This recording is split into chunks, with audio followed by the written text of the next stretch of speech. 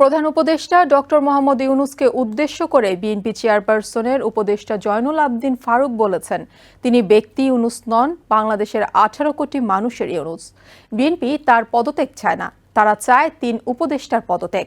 শুক্রবার দুপুরে জাতীয় প্রেস ক্লাবে নির্বাচন বানচালে ষড়যন্ত্র রুখে দাঁড়াও দেশবাসী শীর্ষক প্রতিবাদ সমাবেশে তিনি এই কথা বলেন।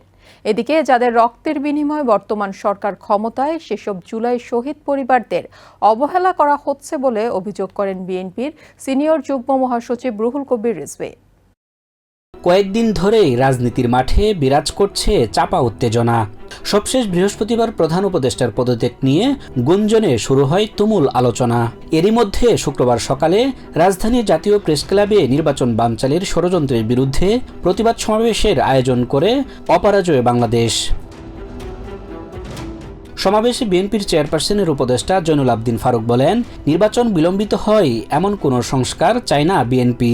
নিরপেক্ষতা হারানোর অভিযোগ তুলে 3 উপদেষ্টার পদত্যাগ চাইলেও বিএনপি প্রধান উপদেষ্টার পদ থেকে ডক্টর মোহাম্মদ ইউনূসের পদত্যাগ চায় না বলেও জানান তিনি।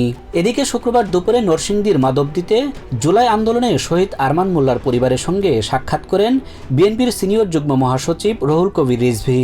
পরে সাংবাদিকদের তিনি বলেন, বিএনপি ক্ষমতায় গেলে জুলাই আন্দোলনে শহীদদের পরিবার ও আহতদের দায়িত্ব নেবে রাষ্ট্র।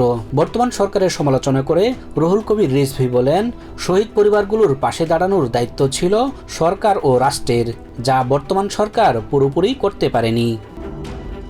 Sajjad Hossain, TVN 24 news desk.